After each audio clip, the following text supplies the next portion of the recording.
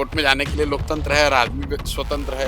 अशोक चौधरी भी स्वतंत्र हैं, कोर्ट में गए हैं तो कोर्ट को निर्णय लेने दीजिए, कोर्ट में डिसाइड होने दीजिए। मामला जब कोर्ट में चला गया है तब अब मुझे बोलने की कुछ जरूरत ही नहीं है। साफ साफ कह दिया, या तो प्रशांत किशोर सबूत पेश करे, नहीं तो माफी मांगे। तो माफी मांगे। अरे भैया, कौन है अशोक चौधरी? बिहार में जो 4-5 मंत्री है, तमाम लोग जानते हैं कि 4-5 सब ये उगाही मंत्री सब है। 4-5 अफसर और 4-5 मंत्री मिलकर जो लूट सके तो लूट रहे हैं पूरे बिहार को। ये लोग हमको क्या धमकी देंगे? जितना अशोक चौधरी ने कोर्ट देखा है उससे कम कोर्ट की जानकारी हमको भी नहीं है। नमस्कार, हमारा नाम है समरीन और आपने देखना शुरू कर दिया है लाइव सिटीज। देखिए, बिहार में इसी साल विधानसभा के चुनाव होने हैं और ऐसे में बिहार का सियासी पारा भी बिल्कुल चढ़ चुका है। आपने देखा है कि बीते दिन क्या कुछ हुआ था। हमने आपको ये भी बताया था कि अशोक चौधरी कोर्ट चले गए हैं और अशोक चौधरी ने प्रशांत किशोर के खिलाफ डेफेमेशन सूट फाइल कर दिया है। तो देखिए, इन तमाम मुद्दों को लेकर के अभी हमने भी एक्सक्लूसिव बातचीत की है जनसुराज के सूत्रधार प्रशांत किशोर जी से। तो क्या कुछ कह रहे हैं इन तमाम मुद्दों पर जनसुराज के सूत्रधार प्रशांत किशोर? सबसे पहले आप उनको सुनिए। सबसे पहले तो हम आपसे जानना चाहेंगे कि आपको मालूम है ना कि अशोक चौधरी आपके खिलाफ कोर्ट चले गए हैं और अब तो डिफेमेशन सूट भी उन्होंने फाइल कर दिया, यानी कि अब आप फेरे में फंसते हुए नजर आ रहे हैं। अच्छी बात है, कोर्ट में चले गए हैं। कोर्ट में दूध का दूध, पानी का पानी हो जाएगा, उसमें कोई दिक्कत है नहीं। कोर्ट में जाने के लिए लोकतंत्र है और आदमी भी स्वतंत्र है। अशोक चौधरी भी स्वतंत्र हैं, कोर्ट में गए हैं तो कोर्ट को निर्णय लेने दीजिए। लेकिन आपने ऐसा क्या जवाब दिया था प्रशांत जी जिससे संतुष्ट नहीं है अशोक चौधरी? भाई, वो संतुष्ट किसी भी हालत में नहीं हो सकते हैं। कोर्ट में डिसाइड होने दीजिए। मामला जब कोर्ट में चला गया है तब अब मुझे बोलने की कुछ जरूरत ही नहीं है। जो पब्लिक डोमेन में बात है उसको सामने रखा गया है। कोई डरने की बात नहीं है, उसमें पीछे हटने की बात नहीं है। मैं अपनी बात पर कायम हूँ। कोर्ट में इसका फैसला होने दीजिए। उन्होंने साफ साफ आपके सामने दो ऑप्शन रख दिया है। साफ साफ कह दिया, या तो प्रशांत किशोर सबूत पेश करे, नहीं तो माफी मांगे। तो माफी मांगिएगा अरे ना? भैया, कौन है अशोक चौधरी? तो अपना जो काम कर रहे हैं करने दीजिए। हम लोग को इससे कोई लेना देना है नहीं। बिहार में जो 4-5 मंत्री है, तमाम लोग जानते हैं कि 4-5 सब ये उगाही मंत्री सब है। नीतीश कुमार शारीरिक मानसिक तौर पर थक चुके हैं। 4-5 अफसर और 4-5 मंत्री मिलकर जो लूट सके तो लूट रहे हैं पूरे बिहार को। ये लोग हमको क्या धमकी देंगे? वो एक बार कोर्ट में जाएं, 10 बार कोर्ट में जाएं, जितना कोर्ट अशोक चौधरी सबूत है आपके पास? जितना अशोक चौधरी ने कोर्ट देखा है उससे कम कोर्ट की जानकारी हमको भी नहीं है। सबूत है कि नहीं, सबूत तो कोर्ट में पेश किया जाएगा ना, उसमें देखा जाएगा। देखा जाएगा उस समय। कोर्ट की कार्रवाई अब उन्होंने कल कोर्ट में जाके कुछ भी जो किया है, अब उसको आगे बढ़ने दीजिए। उसमें घबराहट क्या है? लेकिन आप बिहार बदलाव यात्रा पर निकले हुए, मुस्तकिल अलग अलग जिलों में जा रहे हैं, तो क्या लग रहा है इस बार बदलाव हो जाएगा? बिल्कुल 100%, इस बात को आप लिख लीजिए। 200% बिहार में बदलाव होने जा रहा है। नवंबर के बाद बिहार का निजाम बदलने वाला है। बिहार में नया मुख्यमंत्री बनने वाला है।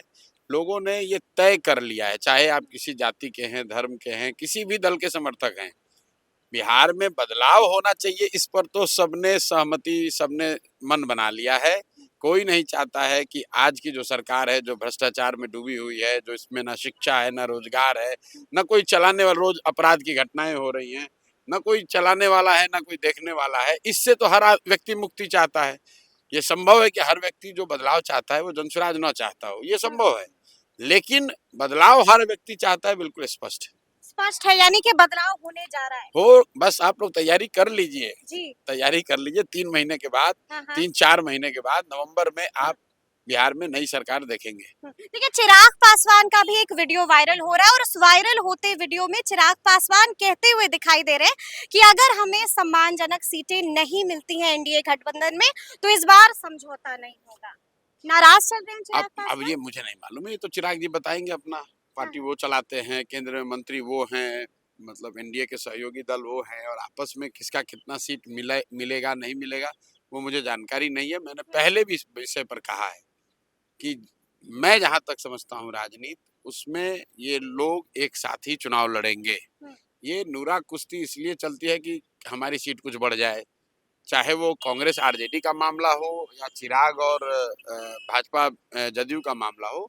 ये सीटों को बढ़ाने के लिए बयानबाजी कवायद चलती रहती है, लेकिन अल्टीमेटली यहाँ पर बीजेपी के नेतृत्व में एक गठबंधन चुनाव लड़ेगा जिसका नाम एनडीए है।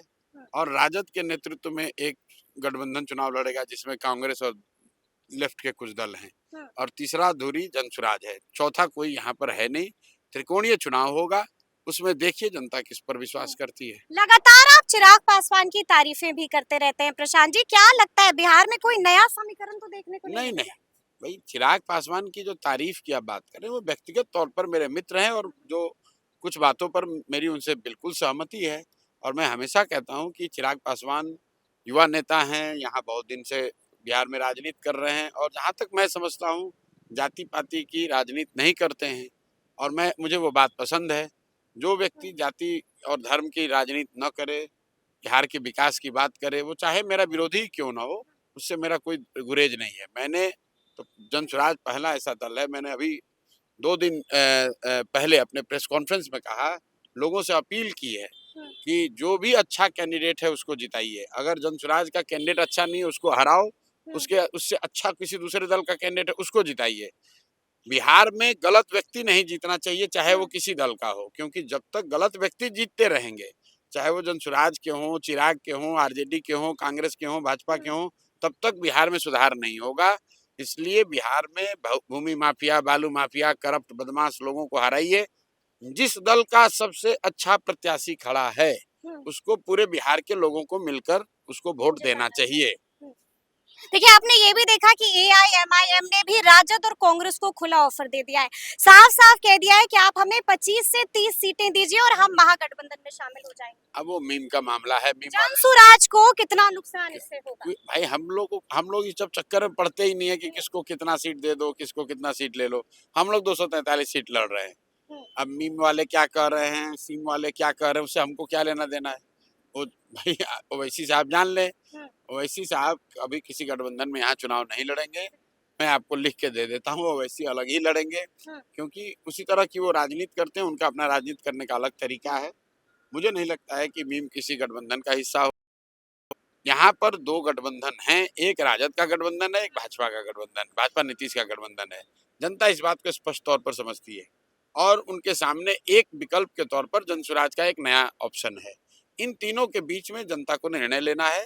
उनको तय करना है कि वो पिटे पिटाए 30-35 साल से जिन दलों को, जिन गठबंधनों को देख रहे हैं, क्या उन्हीं पर वो भरोसा करके आगे चलना चाहते हैं कि वो बिहार में बदलाव करना चाहते हैं, एक नई व्यवस्था बनाना चाहते हैं। एक अंतिम सवाल है, उम्मीदवारों की सूची जनसुराज कब तक लेकर आ जाएगा? बस जारी हो रही है, जुलाई अगस्त में सब जारी हो जाएगा। जुलाई अगस्त में जारी हो जाएगा? बस जारी हो, एक तरह से समझिए जारी हो रहा है, काम चल रहा है, बिल्कुल जारी हो रहा है। तो सुना आपने कि प्रशांत किशोर ने क्या कुछ कहा है। देखिए, अशोक चौधरी को भी जवाब दे दिया है, चिराग पासवान को लेकर भी बहुत कुछ बता दिया है और ये भी बता दिया है कि आगे आगे जनसुराज क्या कुछ करने जा रहा है। तो अब देखना होगा कि आगे आगे क्या कुछ होता है।